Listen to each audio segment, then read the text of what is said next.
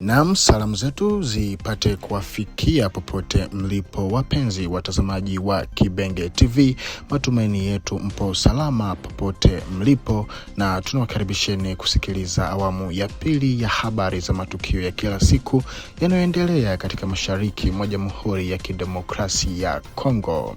Hii leo Alhamisi tarehe 29 Januari mwaka 2026, katika majira ya asubuhi, baada ya mapigano yaliyoripotiwa kwenye nyanda za milima mirefu tarafani Fizi, vikihusisha wapiganaji wazalendo wanaoungwa mkono na jeshi la taifa FARDC, wamefanikiwa kurejesha udhibiti wa eneo la Point Zero katika mikono yao. Eneo hilo ni la kimkakati na tena ni njia muhimu inayoelekea kwenye makao makuu ya tarafa la Fizi, yani Fizi Centre, pamoja na mji wa Baraka. Na hii ni kwa mujibu wa vyanzo vingi vya habari vya haki na kweli vitokavyo maeneo hayo.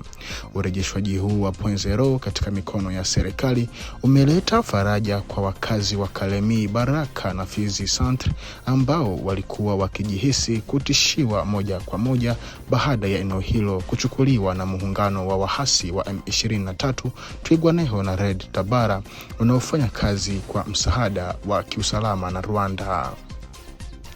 Na hiyo jana tarehe 28 Januari mwaka 2026, katika bonde la Ruzizi maeneo ya Runingu, ambako makundi ya wapiganaji wazalendo kuanzia uratibu wao na viongozi wao wa kila ngazi walikuwa wamekwenda kufanya kikao cha kimkakati kwa ajili ya kujifunza zaidi namna ya kuendelea kujizatiti ili kudumisha amani katika mashariki mwa Jamhuri ya Kidemokrasia ya Kongo, ndipo wakavamiwa na wahasi wa M23 ambao walipata habari ya uwepo wao maeneo hayo.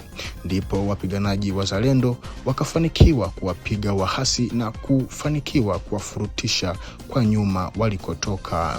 Kwa mujibu wa mwenyekiti wa chama cha kizalendo cha FABBA aliyekuwepo pale Runingu, alitujuza yafuatayo. Mimi jana nilishinda Runingu. Tulifika Runingu de 10h. Tulienda na William ya Kutumba coordinateur, tulikuwa mu programu za kufanya reunion. Kwenda fika pale, iliwezekana bule bugangi buliua kama tutafanya reunion. Kuka toka maeneo zao ndio bukaanza shuka kwenye tuko. Pale watoto walifunga pale. Maka wazalendo walikuwa wengi pale.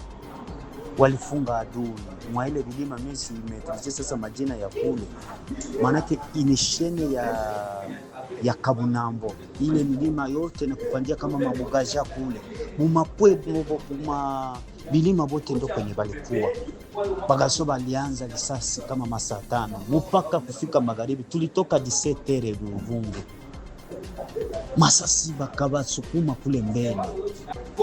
Sisi tulikuwa ndani, nilitoka Runingu de 17h mimi peke yangu na coordination, tulikuwa tuko pale na kila mtu alishinda na silaha mkono. Baada ya hapo tukampata bwana Naluvumbu na Kibambala, ambaye ni msemaji wa uratibu wa wazalendo jimboni Kivu ya Kusini, naye alithibitisha habari hiyo kwa kusisitiza yafuatayo. Mpaka hivi situation iko kalme. Vijana wanalamkia kufanya patri, aliko kalme kabisa, kuna shida. Ndio hivyo.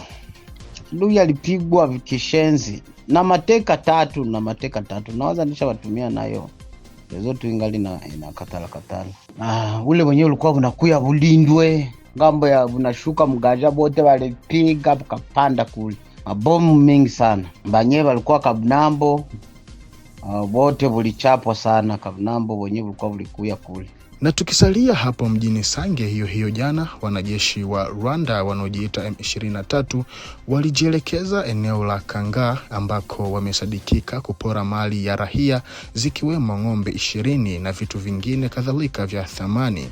Ndipo wapiganaji wazalendo walikuja ili kutoa msaada, ila kwa bahati mbaya wahasi hao walikuwa wameshafanikiwa kukimbia, huku wakiacha wamempiga risasi ya mguu mchungaji wa ng'ombe hizo na kumuua mzee mmoja ambaye inasemekana ni baba yake mdogo wa damu wa kujiita Jenerali Kamama ambaye ni kiongozi wa wapiganaji wazalendo katika maeneo ya Sange katika bonde la Ruzizi.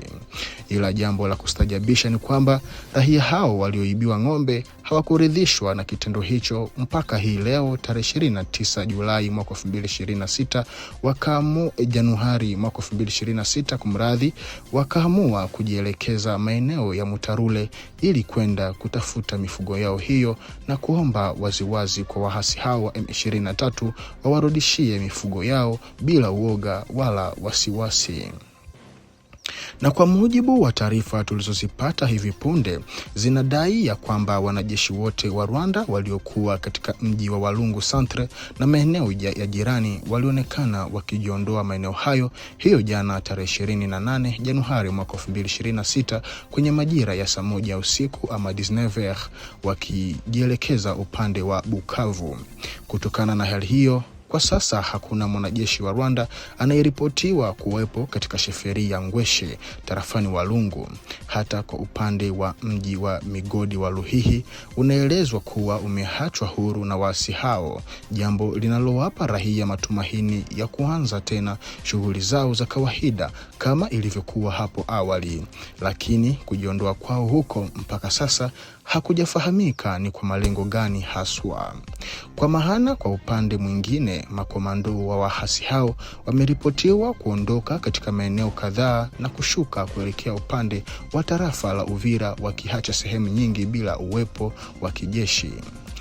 Wakati huu ambao wanajeshi wa Rwanda wakiendelea kujiondoa, Moise Nyarugabo na washirika wake wanaokabiliwa na upungufu mkubwa wa wanajeshi bado wanajaribu kuonyesha kana kwamba wana uwezo wa kuendeleza mapigano dhidi ya serikali ya Jamhuri ya Kidemokrasia ya Kongo, jambo ambalo mwisho wa siku watajikuta wamepoteza muda wao bure na watajutia kuanzisha vita hivi. Wapiganaji wazalendo wa chama cha raia Mutomboki waliotoka katika hifadhi ya taifa ya Kahuzi-Biega ama Penkabe wameripotiwa kuanzisha mashambulizi makali leo hii Alhamisi tarehe 29 Januari mwaka 2026 dhidi ya ngome za wanajeshi wa Rwanda wanaojiita M23 katika maeneo ya Kahungu na Lwiro tarafani Kabare jimboni Kivu ya Kusini. Na kwa mujibu wa raia Mutomboki, wanadai kuwa wamechukua udhibiti wa Kahungu, Lwiro na Kayanja, na kwa sasa wanaendelea kusonga mbele kuelekea Katana kwa misafara miwili. Na kwa taarifa hii, mpenzi mtazamaji wa Kibenge TV, ndiko ambako tunakwenda kuweka nukta kwa habari za matukio ya kila siku awamu ya pili, na zidi kuambatana nasi ili kuzidi kuhabarika zaidi. Chao.